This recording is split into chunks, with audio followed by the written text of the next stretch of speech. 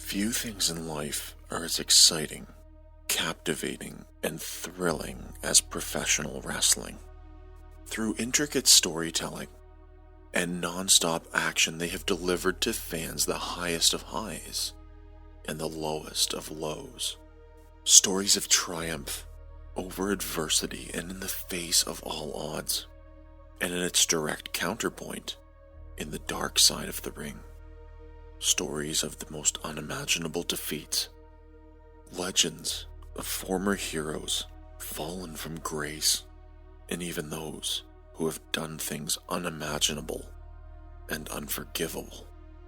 Today's story is one of the latter, an individual with such an incredible career, someone who reached the peak of their profession and unceremoniously was wiped from the history books of his company. His name no longer brings memories of records and championships, but instead bears a legacy tarnished by the darkest of acts. I'm your host, Nick, and I want to welcome you back for a brand new chapter of the Insidious Agenda podcast.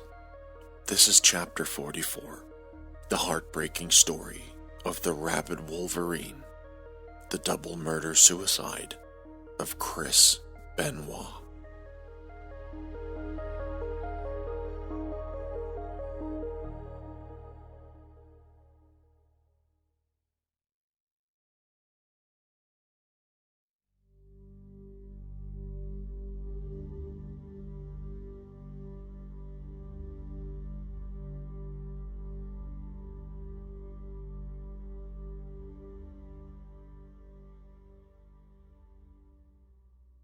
Christopher Michael Benoit was born on Sunday, the 21st of May in 1967, to parents Michael and Margaret Benoit in Montreal, Quebec, Canada. As a young man, Chris spoke both English and French fluently. Chris's family eventually uprooted and moved to Alberta, residing in the province's capital city of Edmonton. He was your normal child, no different than any other. When he was only 6 years old, Chris was involved in a car accident that ejected him from his seat and threw him, head first, into the vehicle's windshield. This forced Chris into hospital, where he was monitored and tested over the next 3 days.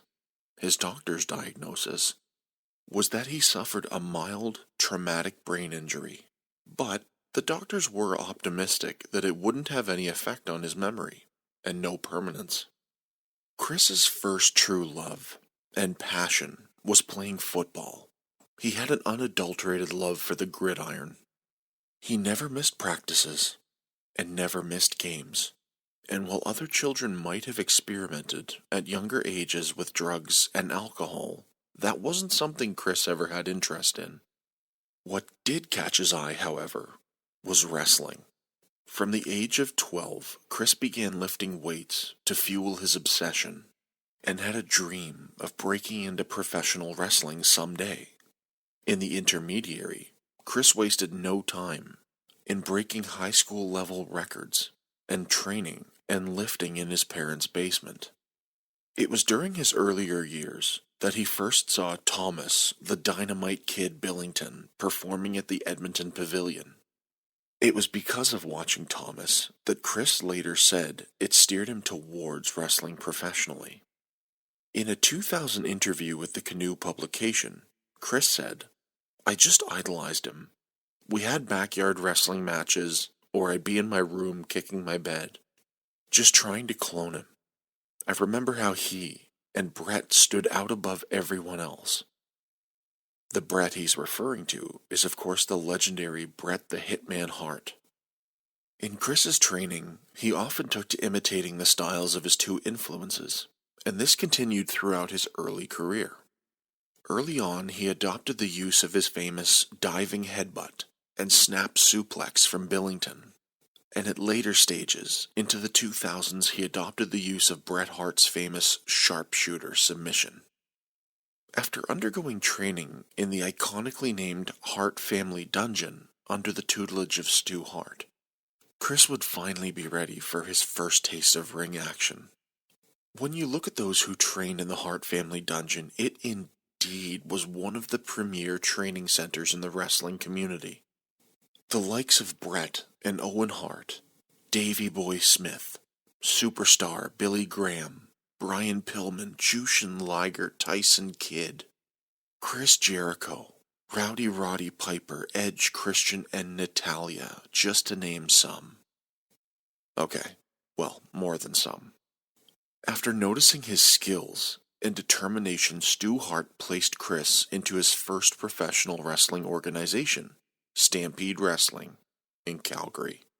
During Chris's first few matches, he was cheered and celebrated for his high-risk style and his superior build. He was given the nickname Dynamite due to his incredible speed in the ring. Chris made his debut on the 22nd of November in 1985 in a tag team match with Rick Patterson. That night, Chris picked up the victory for his team. Years later, on the 18th of March in 1988, he picked up his first ever singles title, the Stampede British Commonwealth Mid-Heavyweight Championship. Unfortunately, in 1989, Stampede Wrestling was forced to close its doors, leaving Chris with nowhere to go. After speaking with fellow wrestler Alan Bad News Kogi, Chris headed to the Far East and his future with the New Japan Pro Wrestling brand. Chris spent a year learning and training in the New Japan dojo to build on skills he learned from Stu Hart. He undertook a vigorous regime over the next few months and made his debut in 1986 under his own name. Chris later adopted the character of the Pegasus Kid in 1989, donning a mask and continuing to wrestle in New Japan, although he did later state that he was never a fan of the mask, but accepted that it was part of his character, and by that extension, himself. In his years in New Japan, Chris would step into the ring with legends like Jushin Thunder Liger and Shinjiro Otani, winning his first world-recognized singles title, the IWGP Junior Heavyweight Championship from Jushin himself, a title he held until November, when he changed his character into the slightly different Wild Pegasus. He spent the next 3 years building up accolades on his resume. Chris won the Best of the Super Juniors tournament in both 1993 and 1995, also picking up a victory in the Super J Cup tournament in 1994. Chris's time in New Japan also took him to locales and regional titles in both Mexico and Europe. But his first major break in North America was still to come. In June of 1992, Chris was briefly brought on to the former wrestling promotion known as World Championship Wrestling, or WCW. He saw his first action with Biff Wellington, where the pair took part in the NWA World Tag Team Championship tournament. Unfortunately, they were quickly eliminated in the first round by Brian Pillman and Benoit's old NJPW nemesis, Jushin Liger. It was only a quick trip to WCW, and Benoit saw a few matches again in early 1993 with the brand, but ultimately chose to return to New Japan after taking losses to the likes of Too Cold Scorpio and Marcus Bagwell.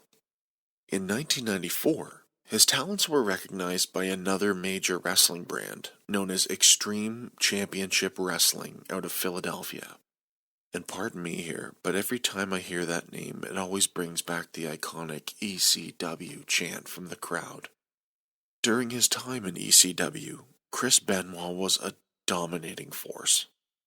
After a match with Rocco Rock, Chris was given his new nickname, and one that stuck with him through the rest of his career, the Crippler, due to his devastating ring work and submissions. That November, Chris was booked into a match with the famous Sabu. Only minutes into their match, Benoit broke Sabu's neck, and the match was quickly finished. Chris was beside himself in the locker room, struggling to grasp that he might have just paralyzed someone. He might have wanted to distance himself from his nickname, but a certain individual had bigger plans for him. And that individual is none other than the famous booker promoter, and manager. Ladies and gentlemen, my name is Paul Heyman. Paul Heyman had major plans for Chris, continuing to use his crippler moniker, especially now that it truly had meaning behind it. Unfortunately, before Heyman's plan of putting the ECW World Heavyweight Championship on Chris was realized, he left to rejoin WCW in 1995 under the name Canadian Crippler Chris Benoit. Over the next couple years, and due to a great working relationship between both NJPW and WCW, Chris was able to continue wrestling in events under both brands. It was during this period that his ring work captured the eye of a true wrestling legend. The Nature Boy, Ric Flair, and the rest of the WCW booking and creative team. Chris was brought on board the stable, the Four Horsemen, with Flair and legends Arn Anderson and Brian Pillman.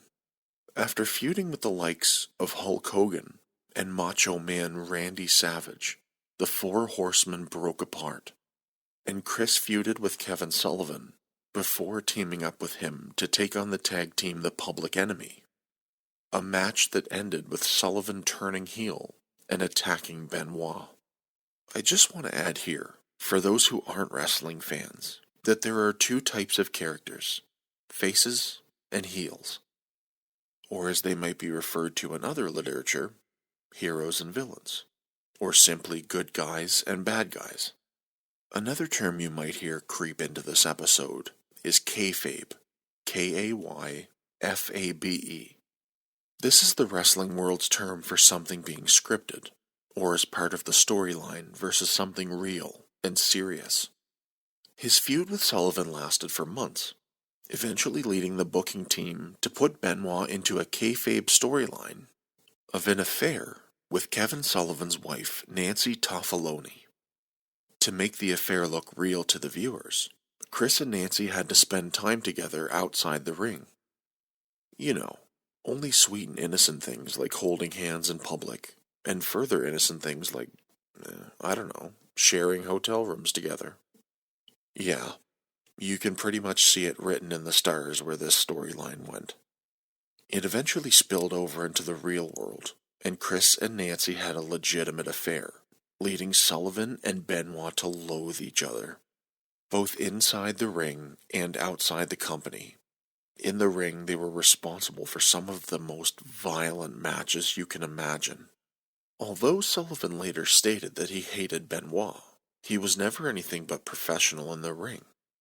However, that feud culminated at Bash at the Beach in a retirement match where Benoit defeated Sullivan, and it was violent. And I mean that in the sense of real violence, and not kayfabe violence. Sometime in 1997, while on his way back from the gym with Nancy and fellow wrestler William Regal, Chris was involved in a major car accident. Regal, the driver, couldn't remember what speed they were going, or how hard they were hit. He only recalled the car flipping over 3 times, and looking over at Chris in the passenger seat, out cold, with his tongue hanging out of his mouth. Regal thought Chris was dead, him and Nancy both. He was able to extricate both from the vehicle, and with no rest for the wicked, both Benoit and Regal competed in the Spring Stampede pay-per-view that same night. Over the next 2 years, Chris's career saw him having great matches with the likes of Booker T and Fit Finlay, as well as run-ins with his idol Bret Hart and the New World Order, winning the WCW World TV title in the process. In 1999, he was a WCW World Tag Team Champion with Dean Malenko and reformed the Four Horsemen, with Malenko, Arn Anderson, and Steve McMichael. Their tag matches put them into feuds with the likes of Raven, Billy Kidman, and even Rey Mysterio Jr. This saw Chris leave the Four Horsemen and form the stable The Revolution, which Benoit eventually left again to capture the TV title once more, as well as winning the United States Championship from Jeff Jarrett. On the 23rd of May that year, the wrestling world was rocked by the tragic accident and death of Owen Hart, Bret's brother and one of Chris's former wrestling partners. As a tribute to Owen, and hearkening back to the Hart family dungeon days, Chris wrestled Bret Hart, and the pair brought the Kansas City crowd to its feet, as Chris tapped out to Bret's sharpshooter. In the early 2000s, Chris and many other WCW wrestlers had issues with the way they were being booked. Now, WCW tried to appease him by booking him to win the World Heavyweight Championship from Sid Vicious, but that wasn't enough to sate him. One of his largest issues with management was that Kevin Sullivan, yes, that Kevin Sullivan, had been hired on as head booker for the company. The day after he won the title, Benoit handed it back and left WCW along with other legends like Perry Saturn, Dean Malenko, and Eddie Guerrero. Chris spent the next few weeks in Japan before signing on to WCW's direct competitor in North America, the World Wrestling Federation, or then WWF. Also during the year 2000, Chris and Nancy welcomed their son Daniel into the world on the 25th of February. Their little family was finally drawn together, officially, when Chris and Nancy married on the 23rd of November. This was Chris's second marriage. His first was to a woman named Martina, and gave him 2 children, David and Megan. For Nancy, this was her third marriage, and she had no other children previously. Chris joined WWF near the tail end of the iconic Attitude Era. Thus he and the other men that left WCW formed the stable The Radicals, aligning themselves with young superstar Hunter Hearst Helmsley, better known as Triple H. Chris went on to win the promotion's Intercontinental Championship only a month into the company in a match with Chris Jericho and Kurt Angle. The next year saw him cross paths with The Rock, Mick Foley, and enter a lengthy feud for the IC title with Jericho. This was followed up by him leaving the Radicals and feuding with his old stablemates, then storylines with Kurt Angle, Edge and Christian, Stone Cold Steve Austin, and Triple H. Chris entered the title picture, but lost both of his matches. Sometime along the way, he suffered a neck injury that required surgical reparation.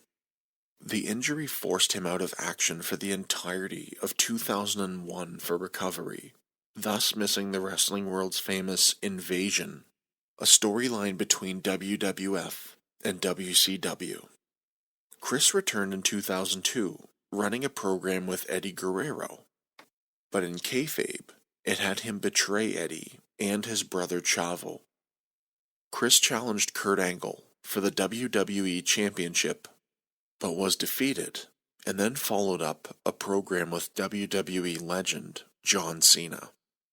In 2003, Nancy filed for divorce from Chris, stating that their marriage was irrevocably broken, and she noted that he was very cruel towards her, quite often taking to breaking things and throwing furniture. This led Nancy to filing a lawsuit and gaining a restraining order against Chris. Through the assistance of some of their friends and family, the pair were able to make amends and repair their relationship, with Nancy dropping the lawsuit and the restraining order in the process. I know, there are probably a lot of wrestling fans out there listening who know I'm skipping over a lot of feuds and titles, but if I didn't just hit the high points, we'd be here all day, which I know would be okay to some of you. Chris won the iconic WWE match known as the Royal Rumble in 2004 as only the second person ever, after Shawn Michaels, to win the 30-man match from the number 1 spot. As his reward, Chris would get to main event WrestleMania 20 in a triple threat match against the Game, Triple H, and the Heartbreak Kid, Shawn Michaels. Well, Benoit ended up leaving that night as the World Heavyweight Champion. taking home the big gold after submitting the game to his iconic finisher, the Crippler Crossface. A month later, Michaels challenged for a rematch at the Backlash pay-per-view in Benoit's hometown of Edmonton, Alberta, but ended up tapping out to Benoit, who used his hero, Bret Hart's finisher, the Sharpshooter. A fitting end to this storyline, and some justice for the infamous Montreal Screwjob. Chris lost the title at SummerSlam that year to the legend killer Randy Orton, and went on to feud with his old tag partner Edge for the next couple months. In mid-2005, Chris Benoit was drafted from the WWE's Raw roster to SmackDown. He was the brand's first draft lottery pick that year. A few months later, Benoit tapped out JBL's right-hand man, Orlando Jordan, in only 26 seconds at SummerSlam to win the United States Championship. A championship he held for a few months until he lost it to Booker T. Losing his title wasn't the worst thing to happen in Chris's life that year. On the 13th of November, in 2005, his longtime friend and wrestling partner, Eddie Guerrero, was found dead in his hotel room in Minneapolis, Minnesota, having been discovered by his brother Chavo. Chavo found Eddie barely alive in the bathroom, but Eddie was already gone by the time paramedics arrived. His cause of death was given as acute heart failure from atherosclerotic cardiovascular disease. This hit hard for both Chris Benoit and fellow wrestler Rey Mysterio. By all accounts, Chris considered Eddie his brother. Chris Jericho later stated that it was Eddie's death that broke Benoit. Jericho said he hugged him at Eddie's funeral and was met with a hug from Chris that he said was the most desperate, saddest, I'm hanging on to dear life hugs you could ever get. While Chris was truly broken during the Monday Night Raw tribute show for Eddie, behind the scenes, it was much worse. His now wife Nancy had told Eddie's wife that the death was affecting Chris in so many ways. In the face of how hard it hit him, Chris never removed himself from WWE competition. However, he began shutting himself away from friends and family and went months without talking to either of them. He started journaling some of his feelings, but Nancy felt he might be too far gone into depression for it to be of any use. Chris thought about quitting wrestling altogether, but had apprehensions about doing so as it was the only life he had ever known. Nancy was ready to move on from that chapter of their lives, but always felt that Chris was not. This is one of the items that caused a rift in their relationship. She tried to get him to start considering other career paths, like starting his own wrestling school in Atlanta, Georgia, one they would call the Benoit Academy. The planning even went so far as to start coming up with a business plan, and they even had t-shirts printed with the logo on them.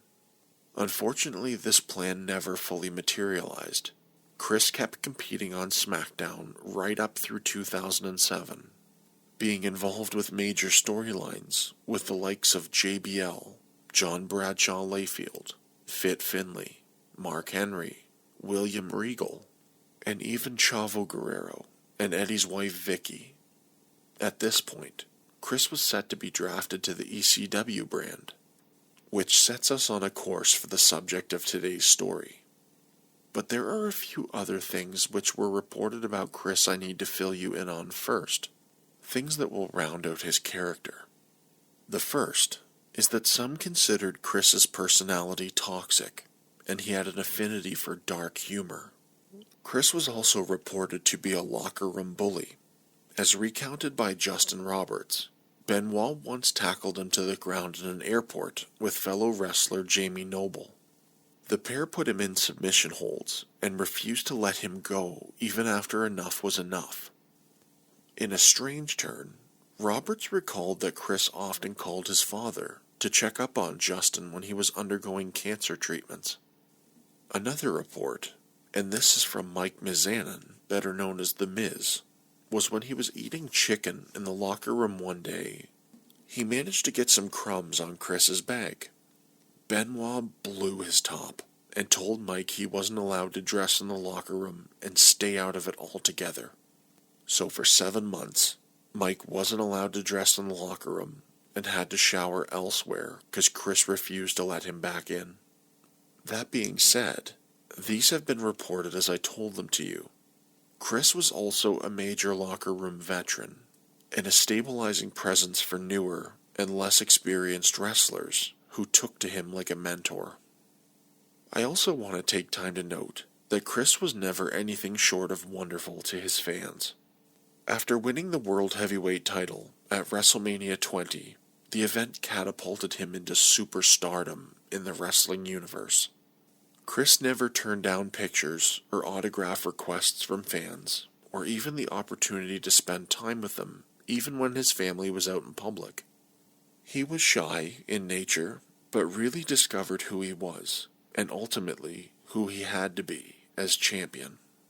Behind closed doors, as told by Nancy's sister Sandra on the 2016 episode of Talk is Jericho, she stated that he was a family man.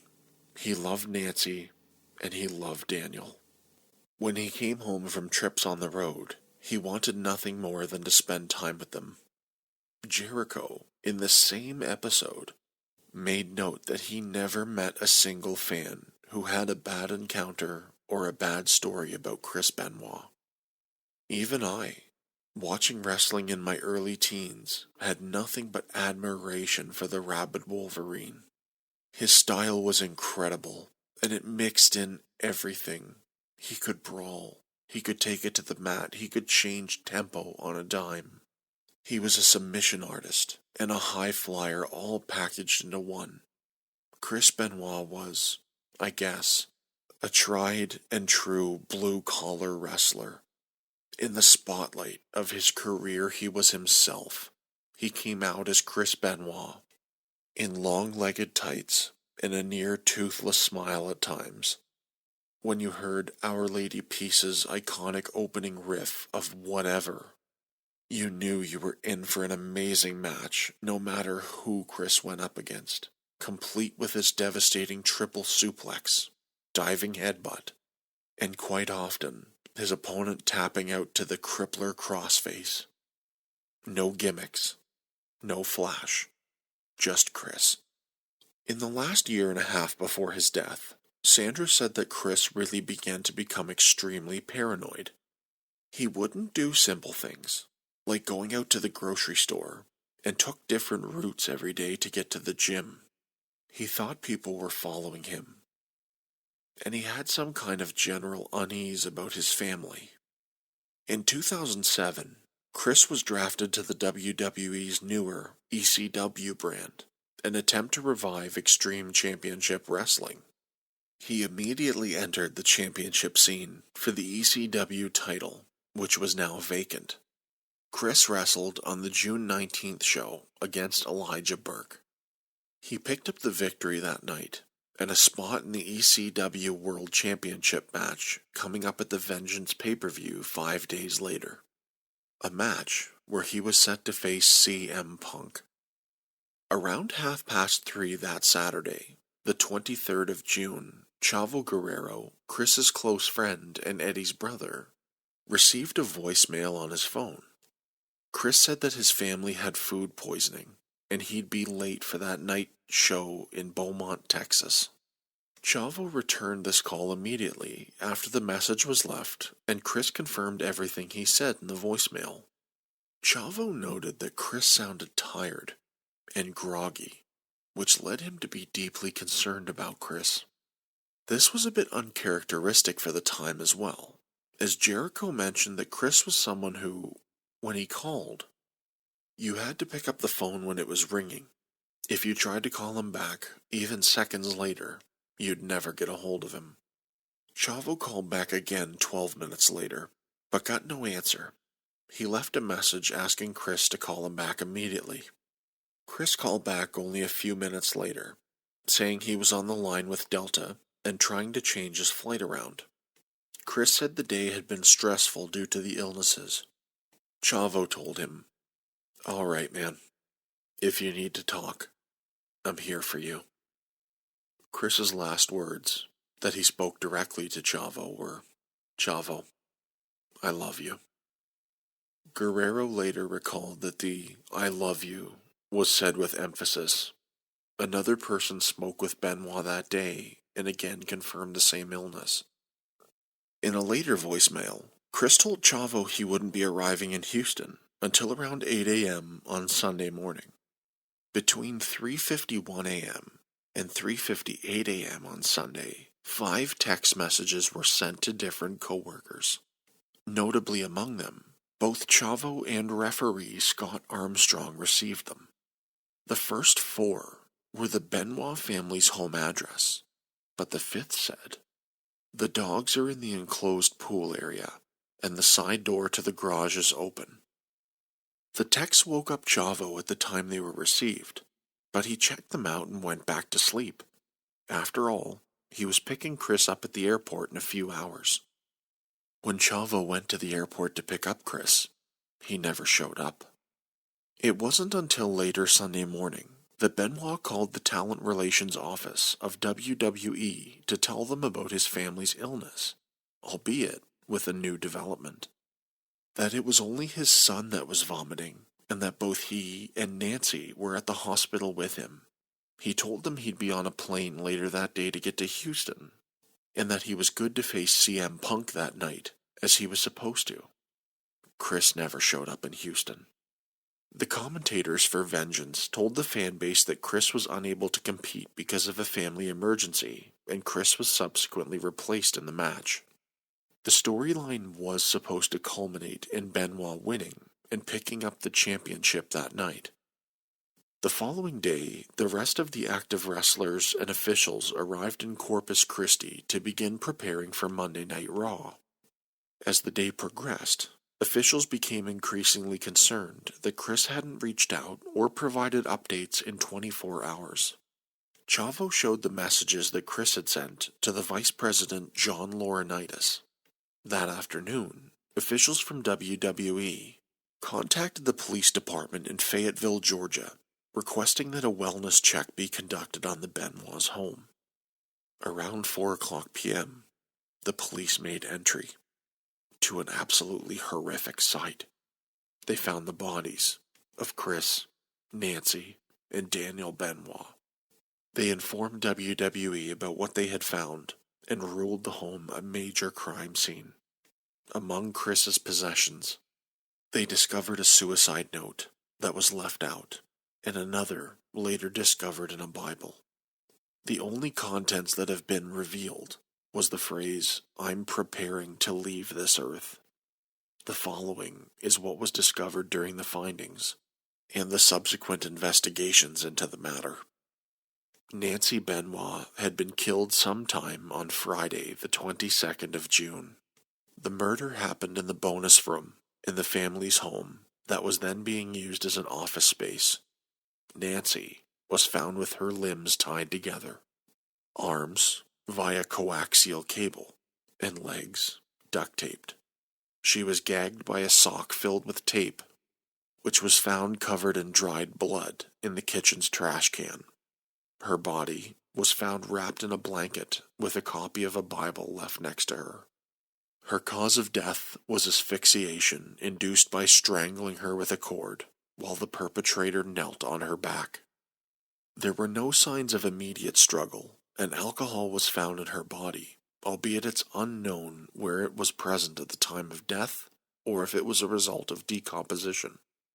The medical examiner determined that there was no evidence that she was sedated. It's unknown when exactly Daniel was killed, but it happened in his bedroom. He had internal injuries to his throat, but showed no signs of bruising.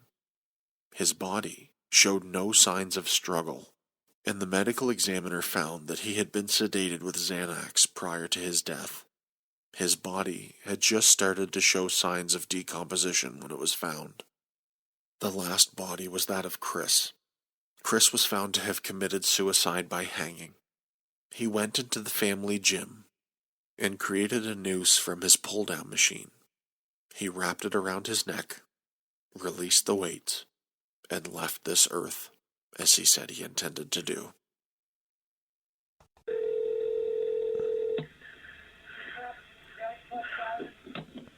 Say, County 911, what is your emergency? Hi, the cops came to my house, and I just want to make sure that they're okay, because they sent me over to my neighbor's house. What's your address? I'm at 110 Green Meadow Lane, and they asked me to hop the fence because they have attack dogs, and I went in, and the little boy and the mom are dead, and so I ran out to scream to them, but then they went in the house, and they haven't come out yet. Are they okay? Have you? Okay, hold on just a moment. I know where the controls are, but I'm not going in there until Garrett. Tell the cops to come this way. Okay, ma'am, Did the cops call it? listen to me. What did the cops tell you to do? They told me because this guy's a professional wrestler, and I'm friends with him, and they said, can you go put the attack dogs in the kennel? And I did that. And then I went upstairs. Everything was open, so I was yelling, Nancy, Daniel, that's the little boy. And I went up to Daniel's room, and he'd been killed. And then I went up to Nancy's, where she sits to watch TV, and she had been strangled and had tape on her face. And then I didn't see Mr. Benoit. I don't know where he is. I didn't want to go down in the basement. For some reason, That was a part of the call placed into the police department by the neighbor of the Benoits. At that time, police had already been on scene and were actively investigating the now major crime scene. There are conflicting reports about what might have happened to Chris in his final moments. In the Talk is Jericho episode, Sandra stated that over the weekend, Chris had researched on his computer what the quickest and easiest way to break a neck was. He used a towel at the end of the noose to let the weight go and break his neck immediately. The police reports, however, outline that there was nothing searched in his computer, with the exception of researching a biblical story about Elijah resurrecting a dead boy, and that no damage had been done to Benoit's body other than being strangled by a cord. When news of what happened broke, it sent ripples throughout the wrestling world. It wasn't known at the time the sequence of events that happened, and that Chris had killed his family before taking his own life. WWE released the following statement on its website. World Wrestling Entertainment was informed today by authorities in Fayette County, Georgia, that wrestling superstar Chris Benoit, his wife Nancy, and his son were found dead in their home. Authorities are investigating, but no further details are available at this time. Instead of hosting Monday Night Raw that evening, WWE would air a 3-hour tribute episode to Chris's legacy and memory. I remember the night this happened, watching it in high school before social media was a thing. I didn't know about the official Chris Benoit announcement until I tuned in that evening. There, Vince McMahon stood in the center of a ring in an empty American Bank Arena in Corpus Christi, Texas, and made the announcement no one wanted to hear. Good evening. Tonight, this arena here in Corpus Christi, Texas, was to have been filled to capacity with enthusiastic WWE fans. Tonight's storyline was to have been the alleged demise of my character, Mr. McMahon. However, in reality, WWE superstar Chris Benoit, his wife Nancy, and their son Daniel are dead. Their bodies were discovered this afternoon in their new suburban Atlanta home. The authorities are undergoing an investigation. We here in the WWE can only offer our condolences to the extended family of Chris Benoit. And the only other thing we can do at this moment is tonight pay tribute to Chris Benoit. We will offer you some of the most memorable moments in Chris's professional life. And you'll hear tonight comments from his peers, those here, his fellow performers, those here who loved Chris and admired him so much. So tonight will be a 3-hour tribute to one of the greatest WWE superstars of all time. Tonight will be a tribute to Chris Benoit. For the remainder of that tribute, WWE aired comments and spots from different wrestlers who spoke about Chris and the legacy that he left. But the night didn't have the effect it was meant to. In the last hour of the program, the reports began to surface that Chris, Nancy, and Daniel had all died on separate days during the weekend, and that police were not currently investigating or pursuing any further suspects. They believed that Chris Benoit killed his wife, his son, and finally, himself. This put WWE into whatever PR damage protocol they had before the following night's ECW broadcast.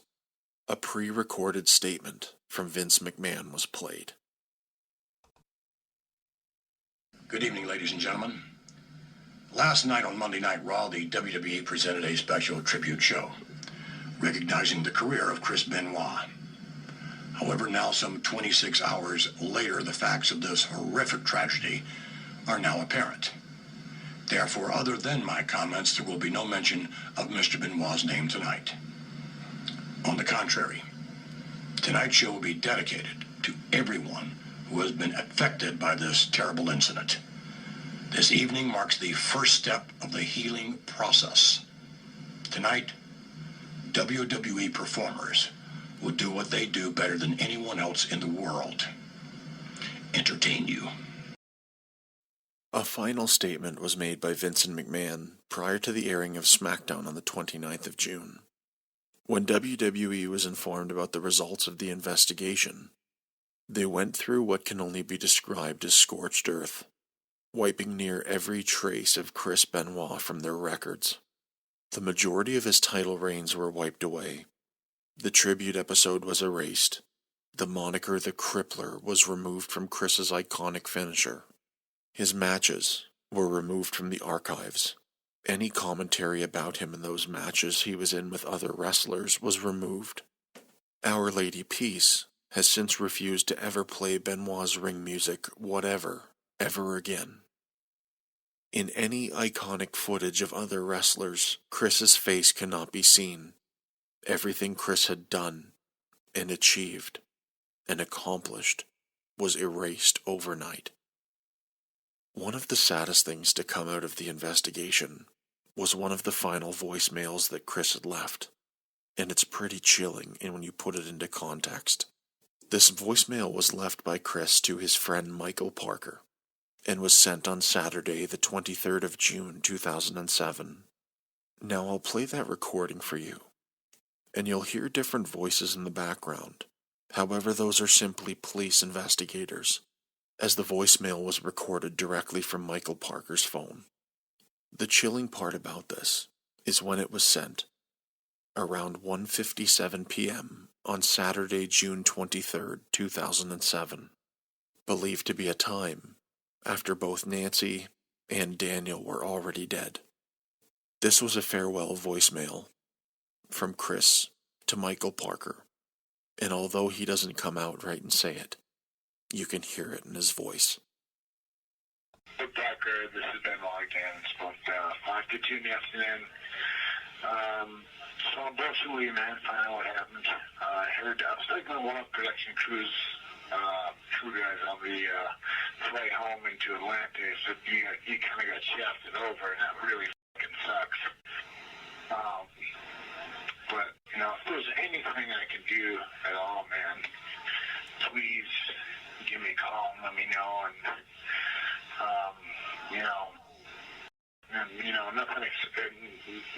nothing changed the experience. Like, nothing could be better than experience, and you got that. It's like, I'm just talking about what I'm talking right now. I don't know what the details are off the top of my head, but hope all's well with you, man. And just missed you the last couple of weeks. Wondering where you're at. I hope you're doing well. If you can, when you get the chance, give me a call. Take care, man. Hope all's well. Bye. So the question was posed then, and still is today.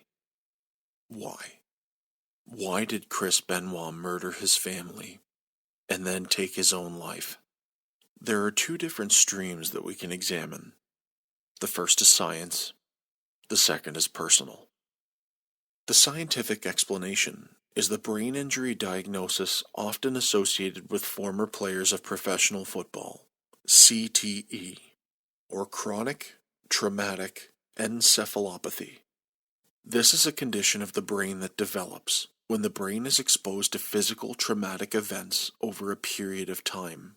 It leads to the afflicted individual having the same level of brain damage that is associated with people who have Alzheimer's disease and dementia. Chris's father Michael consented to have his son's brain tested for CTE. The tests were conducted by Dr. Julian Bales, the chief of neurosurgery at West Virginia University. Bales' conclusion was that Benoit had suffered multiple concussions during his life and showed evidence of CTE. Now, what this did was expanded the conversation surrounding the disease to more high-contact sports than simply football and boxing. It might have provided us a glimpse into why Chris did what he did, why he was so paranoid, and so many other things. Only 30 months after Chris's death, another wrestler, Andrew Martin, who is better known as Test, was also confirmed to show evidence of CTE post-mortem. While the media and the public were clinging to the roid rage theory, which we'll get to soon, this provided an actual scientific explanation, and as the doctors put it, the science tells us that jumping off of 10-foot ladders and slamming people with tables and chairs is simply bad for the brain. WWE, it seems, wasn't outrightly willing to accept the CTE diagnosis and release the following statement to ESPN. While this is a new, emerging science, the WWE is unaware of the veracity of any of these tests, be it for Chris Benoit or Andrew Martin. Dr. Bennett Omalu claims that Mr. Benoit had a brain that resembled an 85-year-old with Alzheimer's, which would lead one to ponder how Mr. Benoit would have found his way to an airport, let alone been able to remember all of the moves and information that's required to perform in the ring. That was an interesting way to do damage control and delay the inevitable, but yeah, let's not listen to the people who do this for a living and have a million years of school under their belt.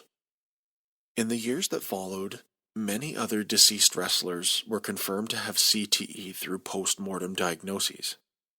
A lawsuit with some 60 claimants was filed against WWE for concealing the risks of injury, specifically CTE. This lawsuit was thrown out in 2018 by Judge Vanessa Lynn Bryant, who stated the following. The circumstances surrounding Mr. Benoit's death were so tragic and so horrifying that it would have been reasonable for his fellow wrestlers to follow news developments about him and about CTE, through which they could have deduced they were at risk of developing CTE and sought medical opinions about risks to their own health. Further appeals were denied, and the Supreme Court even declined to hear the case in 2021. Now let's shift focus from the CTE diagnosis and focus on the media and public's explanation: steroids. This is prevalent because the police did find steroids in the Benoit family home. WWE's statement on steroids was, "The physical findings announced by authorities indicate deliberation, not rage. The wife's feet and hands were bound, and she was asphyxiated, not beaten to death." By the account of the authorities, there were substantial periods of time between the death of the wife and the death of the son, again suggesting deliberation through not rage. The presence of the Bible by each is also not an act of rage. Now, I don't know here, guys, but having done the research into many episodes and events of murder and death and torture by this point, rage can have many forms.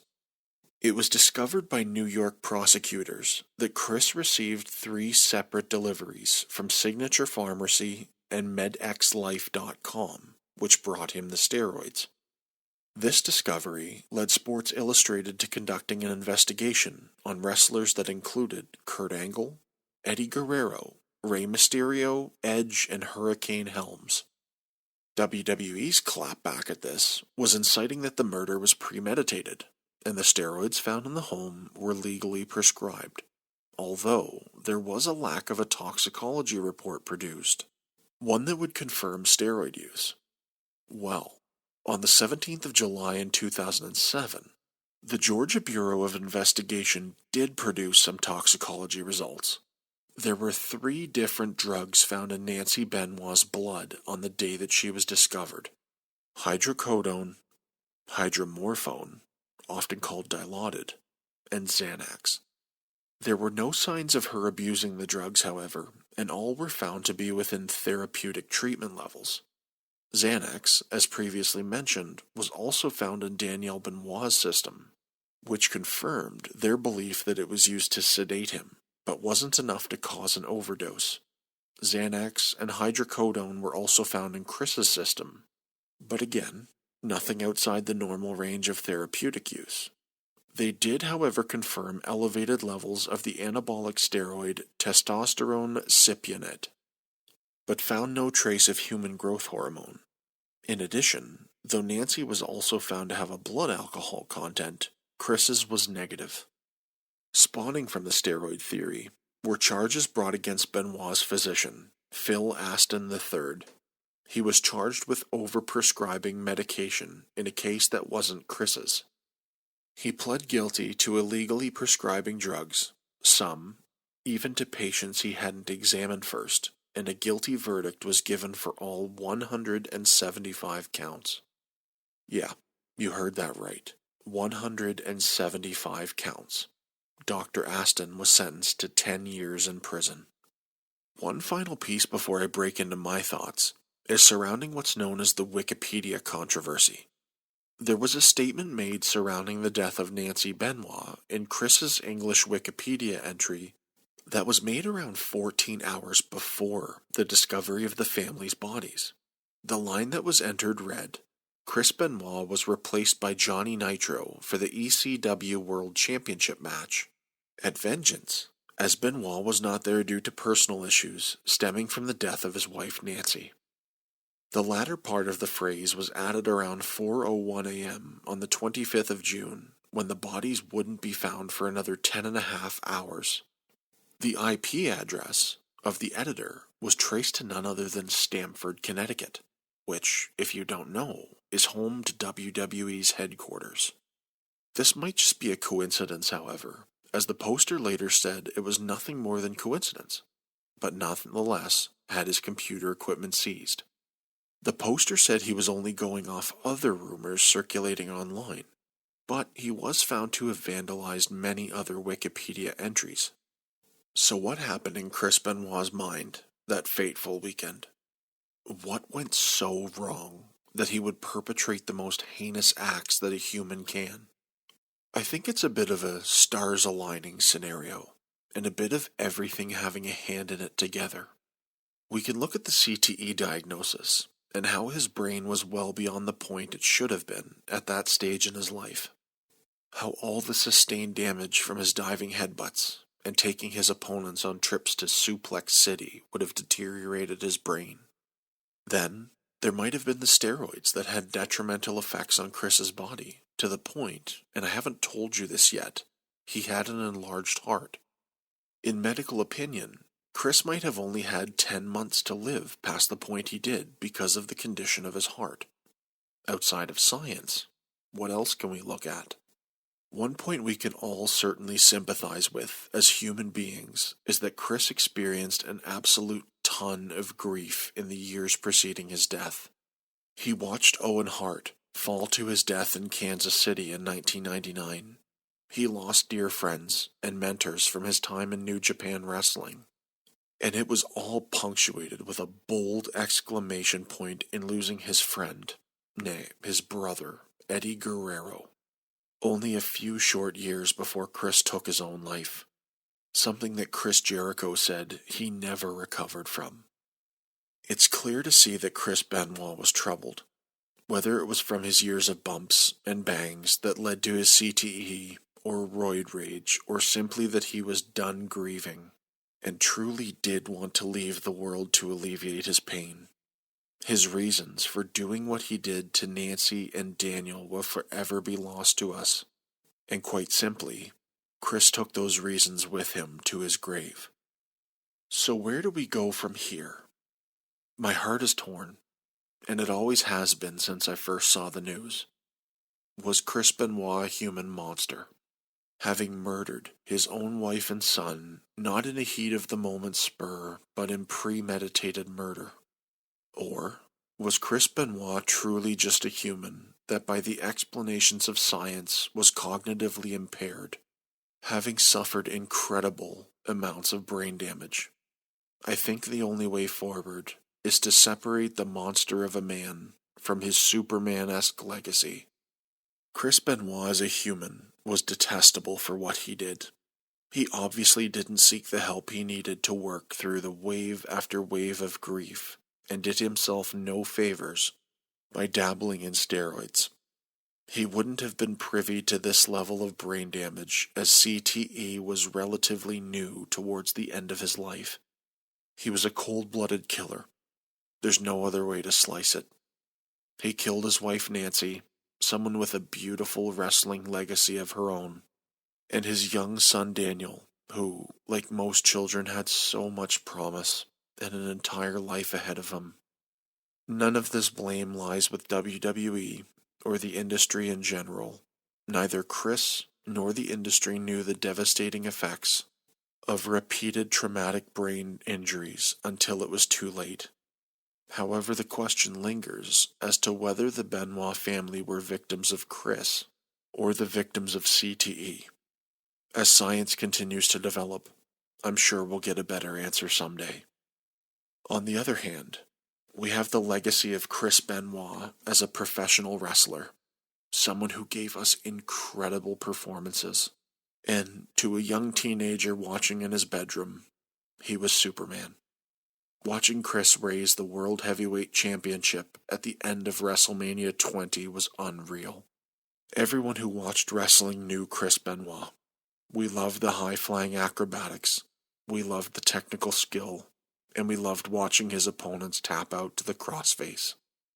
So I think we need to separate the legacy of the character Chris Benoit in the ring and the man Chris Benoit outside of it. I don't often give my beliefs here, but I'll tell you my thoughts on Chris personally as I wrap up my story. Chris Benoit's family were victims of Chris and his own hands. There's no doubt about it. Chris was the victim of repeated traumatic and severe brain injuries over a multi-decades-long career. I believe that, like both Nancy and Daniel were victims, I believe that Chris was too. He was sick, and science proved that he was sick. By the time the warning signs were noticed, he was too far down the road to reverse any of the damage. Chris's brain didn't function properly, and it led to 3 people losing their lives. I'm not trying to make Chris into some kind of martyr, but we can't just call him a murderer without examining what was truly wrong with him. And that's ultimately why I give you the complete picture in these stories, to see behind the veil of the acts that happened, and realize that sometimes these were just people who got lost along the way and strayed from the path, or something in their life just went wrong. And this was the case with Chris. I'm not excusing what he did, and I believe each and every one of us is ultimately responsible for our own actions. The warning signs were there, and no one pointed them out. Chris didn't seek help, that I know of, for dealing with his grief surrounding the deaths of so many close to him. But Chris was also a family man, who fell in love with a woman and had a child together. Chris is also a murderer who took those away. Chris is also a world champion wrestler. who captivated audiences and gave us some of the greatest nights of sports entertainment that will ever exist. In closing, Chris Benoit is different for everyone that hears his story. If you believe that black and white, Chris was a monster, one who murdered his own family, that's your right. If you believe that Chris's brain impairment led him to carrying out the most unspeakable of acts, that too is your right. But we should never forget that he was human. He suffered from real medical problems that went unchecked and undiagnosed, and in the end, as 3 people now lie dead, only Chris Benoit bears the responsibility for these murders. For all of these reasons are forever why Chris Benoit is someone who should never be remembered, but he is someone that we'll never be able to forget.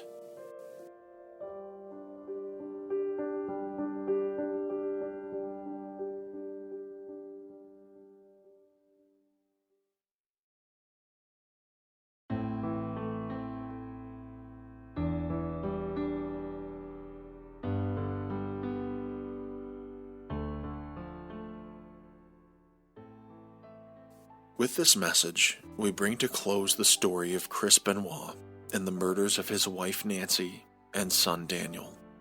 Above everything else, I hope you take away from this story that although individuals are responsible for the things that they do, there are many reasons in the background that, as I mentioned before, either cause us to stray from our path or go wrong somewhere in our traveling. For those who have experienced grief and depression, you know how powerful of a force they can be. So I'll ultimately leave it up to you to decide where the legacy of Chris Benoit lies in your own life. If you like this episode, ensure you subscribe so you can find your way back next week for another amazing story. Hard to believe, but in just 1 month, it'll be September and we'll be on the road to Halloween. What an amazing 2 months I have planned for you, and I absolutely promise you, we're gonna outdo last year. If you can before you go, hit that thumbs up button on YouTube or hit the star review button on the Spotify mobile app. It lets me know what you think of the podcast and helps push me up in the ratings so that others can find these stories as well. I wanted to let you know about Facebook and the changes that I've been making to our page there. Accompanying each episode are new photos and a blog post specific to each episode and its story. So if you want a little bit more value added, definitely go over and like our Facebook page under the Insidious Agenda podcast name. And that's all I have for this week. New episodes of the Insidious Agenda podcast release every Tuesday at midnight Eastern Standard Time. But for now, it's time to close the cover of the Insidious Agenda. Thank you very much for listening, and as always, I'll see you again next week.